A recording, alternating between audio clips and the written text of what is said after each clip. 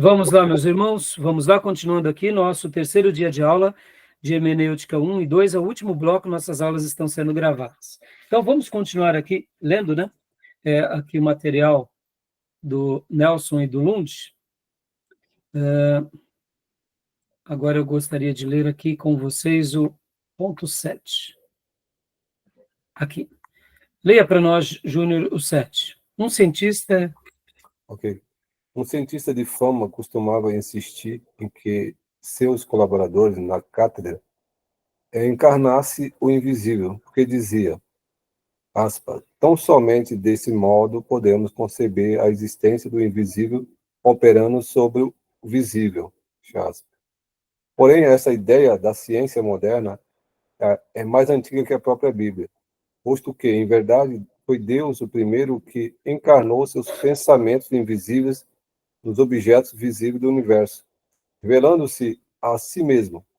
Porquanto o que Deus se pode conhecer, Deus lhe manifestou, porque os atributos invisíveis de Deus, assim o seu eterno poder, como também a sua própria divindade, claramente se reconhece, desde o princípio do mundo, sendo percebidas por meio das coisas que foram criadas. Romanos 1:20.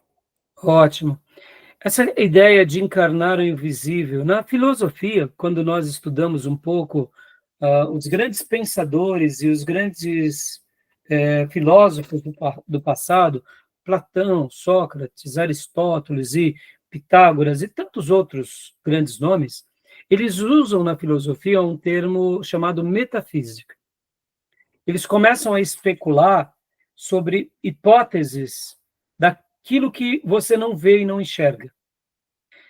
Perceba que esse exercício, meus irmãos, é um exercício quase de forma científica que podemos aplicar também à espiritualidade, né? Por isso que encarnar-se no invisível é uma coisa muito interessante, porque pensem assim, ao fazermos a hermenêutica, a gente não pode perder de vista esse lado da espiritualidade.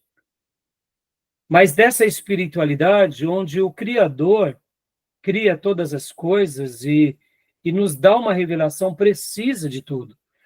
Porque se nós não tivermos essa clareza, dessa precisão da revelação, a gente vai cair um pouco naquele erro que existem sobre as religiões orientais. Nas religiões orientais, eles são muito crentes também, só que de forma errada. Por exemplo, no hinduísmo, eles acreditam muito desse lado invisível. Nós estudamos aqui sobre o hinduísmo. Nós estudamos depois também sobre o budismo. Nós estudamos também sobre as religiões orientais japonesas. Quando a gente pega, por exemplo, de um dorama, né? Esses doramas que agora são moda nos nossos dias, inclusive fica até uma recomendação, quando você for assistir alguma coisa com a sua família, eu particularmente até indico, porque são histórias boas, é claro, né, dentro da cultura deles, tem os seus erros também religiosos, mas percebam, muitas vezes eles dizem assim, os céus estão me punindo. Eles acreditam numa espiritualidade, mas eles atribuem muitas vezes essa espiritualidade misturada com a natureza. O céu está me punindo, os meus antepassados, aí eles entram um pouco para o espiritismo, podem ver. Então, esse exercício com o invisível, ele é importante, mas ele se torna certo quando a gente enxerga a maneira que Deus se revelou. E por que eu estou falando tudo isso, irmãos, aqui?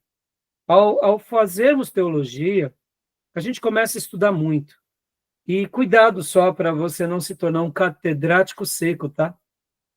Uma pessoa que começa a investigar, e você querer entender Deus pelo intelecto, tá bom? Cuidado.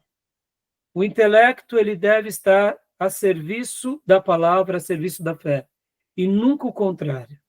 Eu sei que é uma delícia aprender, é uma delícia abrir os leques, porque o que o seminário teológico geralmente faz em nós?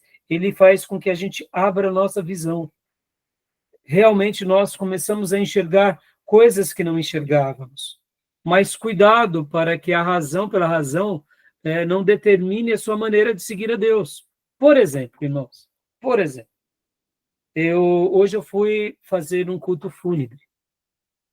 A mãe da nossa irmã Alexandra Facinelli partiu. Eu confesso para vocês uma coisa. Eu aguardo tanto o dia em que, em reuniões assim, a gente vai ouvir de novo aqueles sinais apostólicos. Fomos enterrar fulano, ele ressuscitou. Sabe? Eu acredito que essa realidade apostólica vai voltar. Mas a Igreja de Jesus, na minha opinião, e talvez eu inclua isso, e aqui estou sendo franco, quem sabe a gente não está preparado.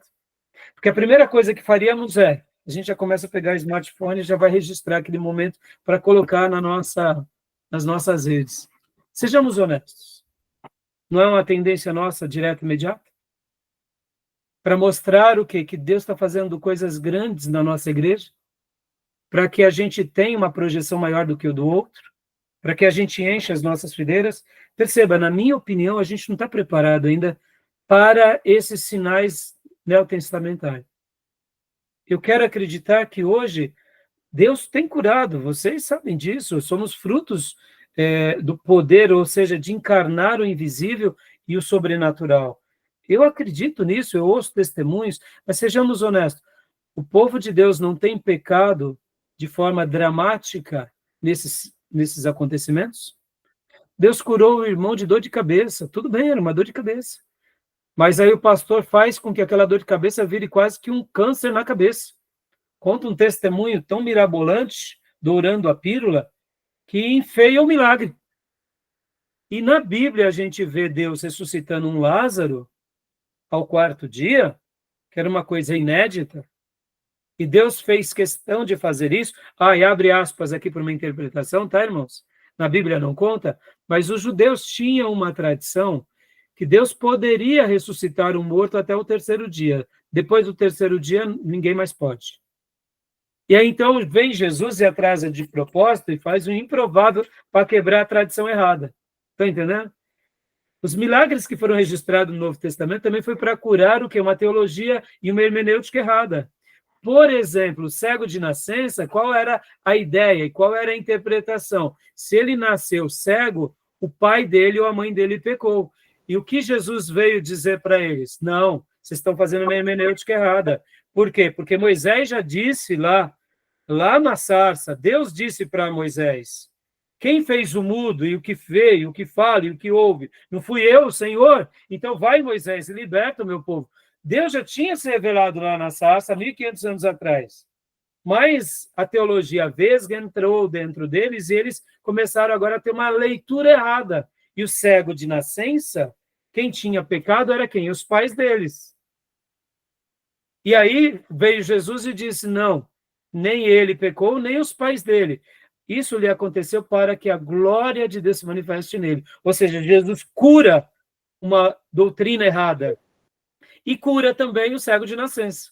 Percebam, os milagres, eles vão na contramão, né, ensinando. Então, por que eu estou falando isso? Voltando um pouco, eu fugi um pouco, eu queria dizer, eu quero acreditar que a Igreja de Jesus vai chegar a um ponto de consagração, de amor tão grande à palavra, e uma vida de santidade, e uma vida desapegada, que quando um pastor for um instrumento, ou um irmão for um instrumento de ressuscitar vários mortos, ele não vai se vangloriar, ele não vai colocar nas redes sociais, e pelo contrário, ele vai falar, deixa de besteirada, gente. Não sou eu que tenho que ser adorado, é o Cordeiro. Se dobre agora ao Cordeiro e adore o Cordeiro. Está entendendo? Eu acredito que a gente não está preparado. Mas voltando, por que eu estou falando sobre enxergar, encarnar-se o invisível? Irmãos, lembram que quando o profeta Eliseu, os sírios estão se levantando contra ele, contra um grande exército, e ali vem o auxiliar do profeta e diz, meu profeta, meu pai, estamos perdidos. E ele ora e diz, Senhor, abre os olhos dele. E aí ele vê uma carruagem muito mais e enorme, que é o exército do Senhor. Eu acredito que se nós não nos dermos a possibilidade de acreditarmos nesse invisível poderoso, a gente limita a palavra. Vamos mundo pegar um espiritual. exemplo aqui, irmãos, nos nossos dias. A gente está vivendo os dias polarizados entre direita e esquerda. Quem disse que amanhã a esquerda não pode se converter e eles não podem ser os grandes vasos de Deus na nossa nação, pregando o evangelho puro, se arrependendo de todo o pecado, e o pessoal de direita também? Perceba, a gente tem um discurso mais alinhado com a direita, porque os valores da direita prezam por família, prezam por pátria, prezam por liberdade, mas quantos têm usado de forma, eu diria, distorcido e leviana a palavra, e misturando a palavra, a igreja e a política, fazendo uma coisa só? E aí eu pergunto, será que Deus está feliz com essa coisa? Percebem? A gente está dando a Deus o que é de César, mas Jesus disse, dai a César o que é de César e dai a Deus o que é de Deus. São coisas distintas. Não estou dizendo que seremos apolíticos, mas percebam, a gente não está aberto a esse invisível poderoso, de que Deus pode pegar juízes corruptos e eles se tornarem grandes pregadores amanhã. Políticos corruptos e corruptores, empresários dos mais vis, e se tornarem santos homens escrevendo a história. Não, para a gente olha no viés humano. Não, ele tem que ser preso, tem que ser condenado, muitos até usam de palavras pesadas, como tem que ser mortos, ou seja, percebam, esse é o discurso da igreja, essa é a verdadeira interpretação, ou seja, a gente tem que encarnar o invisível nesse sentido de Deus está trabalhando e é possível Deus fazer grandes coisas entre nós ainda hoje. Tá bom, meus irmãos? Digam, meus irmãos. Você queria falar alguma coisa, Júnior? Não, é porque hoje, pessoal, você falou dos milagres, né? Jesus curou a sogra de Pedro, que era uma dor de cabeça. Uma febre. Eu ia mencionar, exato. A diferença da ressurreição de Lázaro e a febre. Mas ele não dourou a pílula, a febre é febre. Exato. Mas foi um milagre. Exato. A importância a gente tem vergonha, né, Júnior? A gente muitas vezes tem vergonha de falar assim, pastor, eu fui curado de febre, eu não vou dar o testemunho que foi febre. Deixa de ser bobo. Ué, e daí? É melhor você dar um testemunho verdadeiro de uma febre, de uma libertação, de um vício, mesmo que pequeno. E daí que é pequeno? Só quem é viciado em alguma coisa sabe o quanto sofre, né? Então é isso aí, meu irmão. Glória a Deus, né? Então, vamos ler agora um outro ponto aqui, tá bom? Mais algum comentário, meus irmãos? Reis, consegue ler, meu irmão? O 8 aqui? Consigo. Por favor, meu irmão. Porém, isto não foi só natural, mas absolutamente necessário em vista de nossa condição atual. Porquanto as palavras exclusivamente espirituais ou abstratas, pouco ou quase nada dizem ao homem natural. Apenas há um fato relacionado com a mente e a verdade espiritual que se possa comunicar com proveito sem lançar mão da linguagem nascida de objetivos visíveis. Deus tem levado em conta esta nossa condição. Não estranhemos, pois, que para elevar-nos à concepção possível do céu se valha de figuras ou semelhanças tomadas das cenas gloriosas da terra, nem de que para elevar-nos à concepção possível de sua própria pessoa se sirva do que foi a coroa da criação, apresentando-se a nós como ser corporal, semelhante a nós. Folga dizer que para a correta compreensão da verdade, tanto em símbolo e figura pela necessidade humana, se requer meditação e estudo profundo. Obrigado, irmão. O que o autor está querendo dizer aqui? Que os assuntos da grandeza, da espiritualidade de Deus são tão elevados que tem hora que ele usa de ferramentas dessa natureza para nos dar uma luz daquilo que de fato é.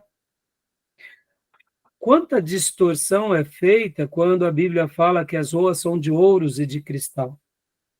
Quanta leitura vesga, idiota, querendo distorcer, se lá a rua é de ouro, hoje eu tenho que ter muito ouro. Que nem o Tomé disse, né, Tomé, na última aula, que teve um pastor que falou que Jesus tinha casa de veraneio, casa na praia, né? Que foi? Como que era mesmo, Tomé? O pastor ele falou que tem a passagem lá que fala que Jesus ele saiu de casa e logo ele estava na beira do mar ali. Logo ele deduziu que Jesus tinha casa na praia, que era rico. Meu irmão, só que ele esqueceu de fazer o contraponto de que o Filho do Homem não tem nem lugar para repousar a cabeça. E ele era tão rico que quando ele ia para outras cidades, ele dormia na casa dos discípulos, porque ele não dormia nos hotéis, nas estalagens. Você acha que não tinha estalagem? Mas quanto que era para se dormir numa estalagem, né? Numa pousada? Então, Jesus, quando ia para Jerusalém, ficava na casa de quem? De Marta, de Lázaro e de Maria. Deduzimos que Lázaro era um figurão. Lázaro era rico, porque não ficava apenas ali Jesus, ficava Jesus e todos os apóstolos. Ou seja, era uma turma grande, cheio de fome, pregando o dia inteiro, fazendo a obra, lutando contra os demônios, imagina, né? Então, possivelmente, Lázaro, Marta e Maria eram muito ricos. E por que Jesus ficava na casa deles? Então, cada tolice. Então, nós precisamos de muita paciência, porque, de fato, irmãos, o exercício da interpretação, se a gente não tiver essa paciência, a gente vai errar muito. Ao mesmo tempo, a gente também não tem que ter um discurso miserê, um discurso paupérrimo, no sentido de desprendimento de tudo e de qualquer coisa, porque também, ora, os exageros são péssimos, sabe? Percebam, Jesus, ele não faz voto de pobreza, nem os apóstolos. Eles são pessoas que estão entregues ao reino, mas, ao mesmo tempo, ele demonstra que ele sabia conviver com essas situações.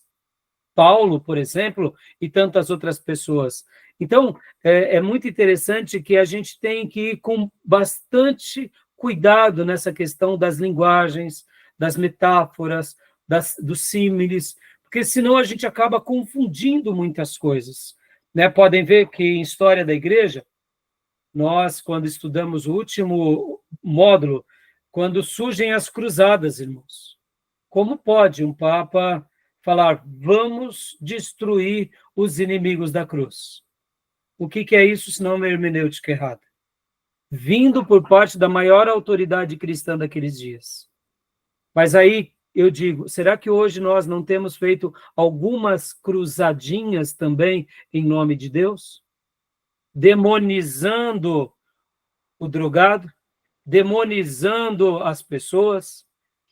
Será que aquilo que aconteceu lá nos Estados Unidos, naquela questão da Ku Klux Klan, quando de fato se dizia que o preto era um amaldiçoado, obrigado, meu. O preto era um amaldiçoado por causa da cor, ali também não era uma pseudo-cruzada, o racismo americano, que até hoje, pasmem vocês, eles vivem com esse resquício.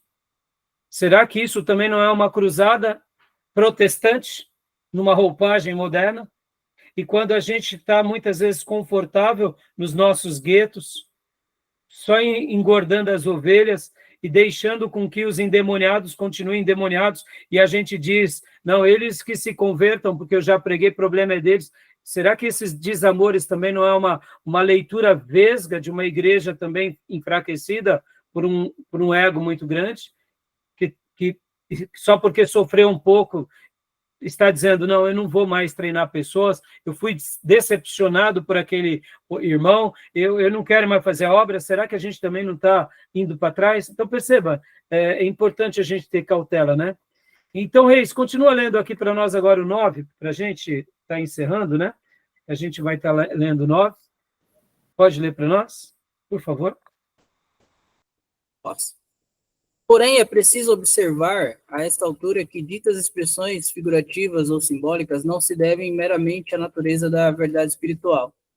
A maravilhosa relação entre o invisível e o visível, mas também ao fato de que tal linguagem vem mais a propósito, para ser mais formosa e expressiva. Conduz ideias à mente com muito mais vivacidade que a descrição prosaica. Encanta e recria a imaginação, ao mesmo tempo que instrui a alma e fixa a verdade na memória, deleitando o coração. Que conceito errôneo do que é próprio abrigam os que imaginam que a Bíblia, para ser revelação divina, deveria estar escrita no estilo da aritmética ou geometria. Não tem Deus, por sua sabedoria, enlouquecido a sabedoria do mundo. O que o autor está querendo dizer aqui, irmãos, e até eu faço uma defesa aqui, vocês sabem que muitas das obras, elas são escritas, né?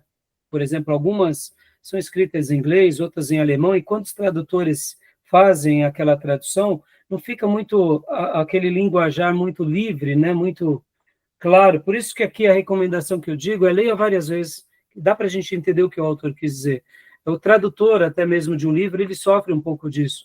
E se o tradutor ele usa um pouco mais de criatividade, tentando explicar o que, de fato, o autor escreveu, perde um pouco da originalidade, né? Então, aqui, esse parágrafo foi um pouquinho mais complicado, mas o que ele está querendo dizer aqui, que as expressões figurativas ou simbólicas, elas nos enriquecem, elas nos elucidam, elas fazem com que aquela lição de ordem espiritual, ela tenha um destaque. Por isso que aqui, ele até conclui dizendo que, para muitos, a Bíblia deveria ser como um estilo aritmético ou geométrico, ou seja, tudo resolvidinho, né? 1 mais 1 é igual a 2, o triângulo, a forma do triângulo é tal. Isso é na nossa ciência. Deus escolheu falar por figuras de linguagem, por símbolos, por verdades espirituais. Ele escolheu usar as próprias palavras simples daqueles judeus que viviam naquele contexto. Então, quando a gente vai estudar a Bíblia, a gente vai ver muito aquilo que chamamos de hebraísmos. O que é um hebraísmo? O hebraísmo nada mais é do que o modo como eles falavam. Hoje, por exemplo, nós não temos os nossos trejeitos na fala. Ontem à noite eu vi um videozinho de um garotinho, que você já deve ter visto nas redes sociais, que ele foi fazer um exame de sangue, e aí a mãezinha dele está ali gravando ele, e ele falou assim, mamãe, eu só estou a bagaceira. Eu acho que vocês já viram esse videozinho, né? Ou não? E ele começa a falar sobre o dilema da experiência dele, e ela perguntou, doeu, mãe. Ela disse que não ia doer, então ele usa um modo de falar, e dá para ver que ele é lá do Nordeste, né? Então, ele usa construções que é bem típicas ao nordestino. Só estou a bagaceira, mamãe. Né? E depois ele usa uma outra expressão, que eu não me recordo agora.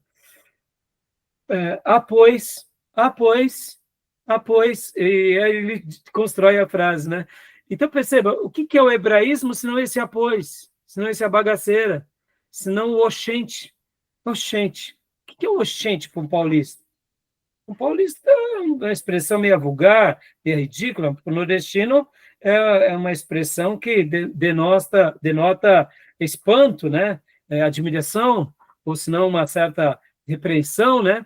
Então, percebam, o hebraísmo é isso, e Deus ele quis fazer assim. Por quê? Porque a sabedoria dele é melhor do que a nossa. Porque ele sabia que dessa forma simples ele atingiria todos nós o tempo todo. Tá bom? Então, a grosso modo, foi isso que ele quis dizer. Né, e a maneira em que Deus ele quis construir o livro sagrado, tá bom? Então, Reis, agora para a gente concluir, leia para nós aqui o último parágrafo. Opa, eu estava aqui. 8, né? Onde estávamos? O 9, pastor. 9, isso. Aqui. Lembro, pode ler para nós, por favor? Lembremos-nos, pois, em resumo, que as escrituras, tratando de temas que abrangem o céu e a terra, o tempo e a eternidade, o visível e o invisível, o material e o espiritual, foram escritas por pessoas de tão variada natureza, e em épocas tão remotas e em países tão distantes entre si, e em meio a pessoas e costumes tão diferentes e em linguagem tão simbólica, que facilmente se compreenderá que para a reta inteligência e compreensão de tudo, nos é de suma necessidade todo o conselho e auxílio que nos possa oferecer a hermenêutica. Joia. Então, irmãos, agora aqui, rapidamente, né? Bom, tem as perguntas que vocês têm que sempre me mandar. Eu sugiro vocês lerem o capítulo, param, respondem, de preferência no caderno, tira uma foto, escaneia, manda para o meu e-mail, para que a gente possa, isso tudo faz parte das tarefas extras, tá? Agora, olha só, vamos lá. Deixa eu só fazer aqui um apanhado bem rápido aqui desse próximo capítulo, que é o capítulo 2, disposições necessárias para o estudo proveitoso das Escrituras. Ele coloca como, em primeiro lugar, o espírito respeitoso. O que ele quer dizer com isso?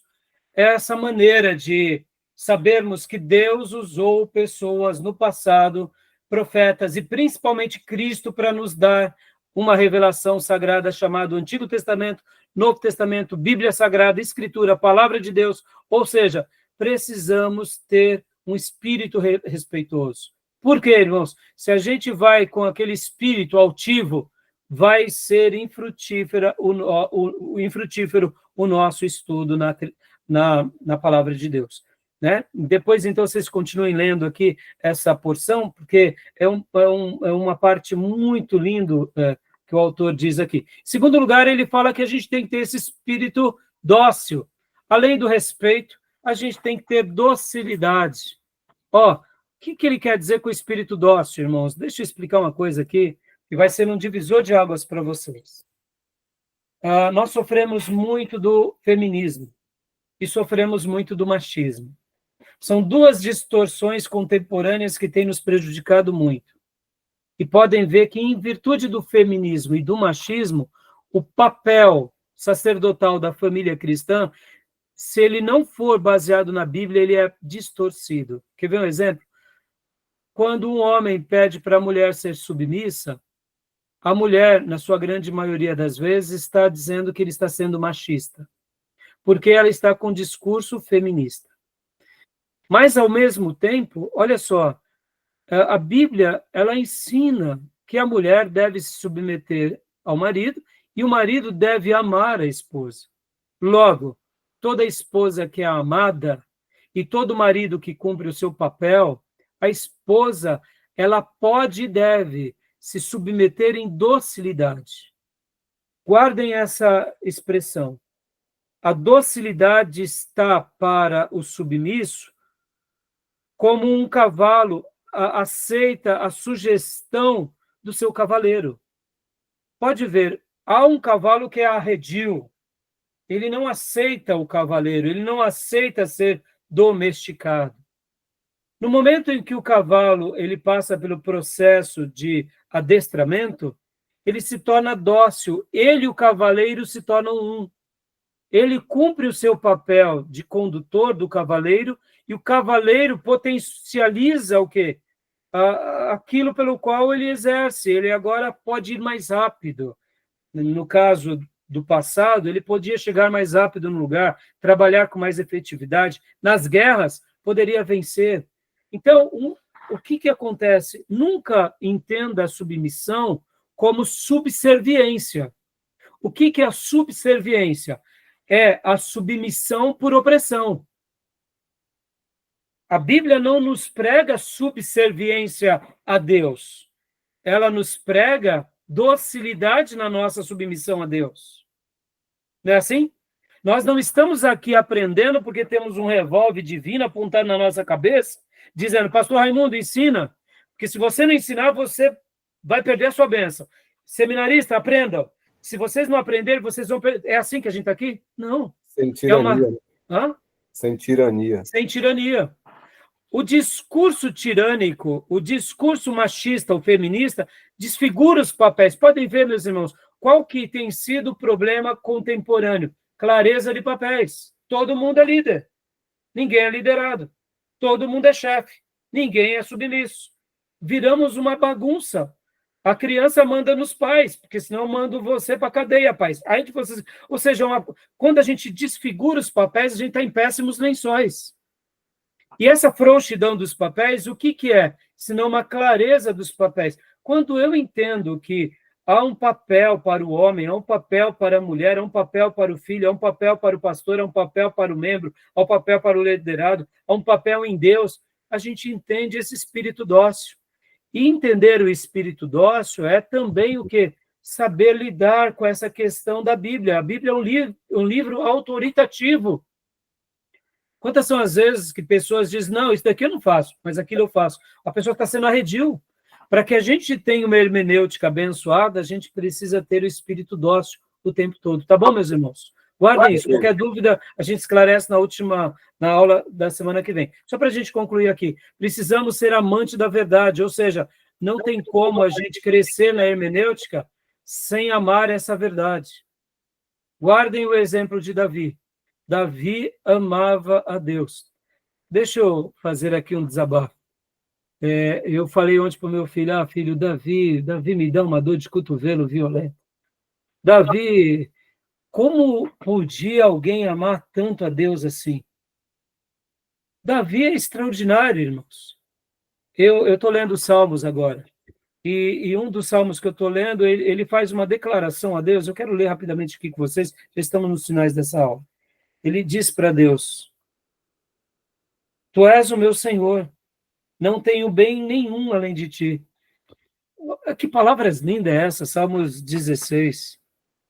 Como pode uma pessoa da grandeza de Davi olhar para tudo que ele tem, para tudo que ele fez e ainda dizer, não, nada disso importa para mim. O único que importa para mim é Deus, porque tu és o meu Senhor e eu não tenho bem nenhum além de ti. O Senhor é o meu tesouro, o Senhor é a minha herança, o Senhor é o meu arrimo, o Senhor é o meu tudo. Isso é maravilhoso, irmão. E Davi amava a verdade assim, e pode ver que ele era um apaixonado pela Bíblia. E a pergunta que fica é, qual era a Bíblia de Davi? Será que Davi tinha o Novo Testamento? Será que Davi tinha Provérbios? Será que Davi tinha os profetas? A Bíblia de Davi, irmãos, eram 5, 6 livros. Ou melhor, 7, 8 livros. Ele tinha possivelmente Jó, ele tinha o Pentateuco, ele tinha Juízes, ele tinha Josué, e ele tinha o começo ali de Samuel, porque o Samuel ainda era vivo. Percebam? O que mais que Davi tinha? Davi não tinha 1 Samuel, 2 Samuel, até porque ele é um dos protagonistas de Samuel. Ele não tinha crônica, ele não tinha reis, ele não tinha cantares, ele não tinha Neemias, Esdras, ele não tinha os profetas menores, e muito menos o Novo Testamento. Mas como pode alguém ter amado tanto a Deus assim que nem ele? Ele era um amante da verdade. Quando a gente é um amante da verdade, nós entendemos a interpretação correta, tá bom? E para a gente concluir aqui, também deve ser paciente no estudo, ou seja, meus irmãos, vamos com calma, muita calma, vamos ser que nem os bereanos, vamos ser pacientes, vamos ser profundo, né? Aqueles cita os bereanos, né? Porque os bereanos eram mais nobres do que os de Tessalônica, pois receberam a palavra com toda avidez, examinando as escrituras todos os dias, Atos 17, 11. Sejamos bereanos, sejamos, né, dedicados e tenhamos prudência, muita prudência, para a gente poder, fazer as perguntas, ir crescendo, porque é dessa forma que a gente vai glorificar muito o nosso Senhor, tá bom? E aí, a semana que vem, a gente continua aqui, né, no material do Lund, do Nelson, e a gente vai estar a partir daqui desse texto, tá bom, meus irmãos? Beleza? Tudo bem até aí? Tudo bem. Alguma pergunta? Não. Algum acréscimo, algum adendo? Não? Tranquilo. Então, que Deus abençoe, meus irmãos. Qualquer dúvida, nos chame nos nossos grupos, tanto do WhatsApp quanto do Telegram. E firme na leitura, tá, meus irmãos? E seja bem-vindo, Reis, Elaine, avante. Glória a Deus. Shalom, meus irmãos. Um bom final de semana para todos. Um final de semana a todos. Na paz. Bem, boa noite, paz. Boa noite a todos. Até. Tchau. Deus Tchau. abençoe. Deus abençoe.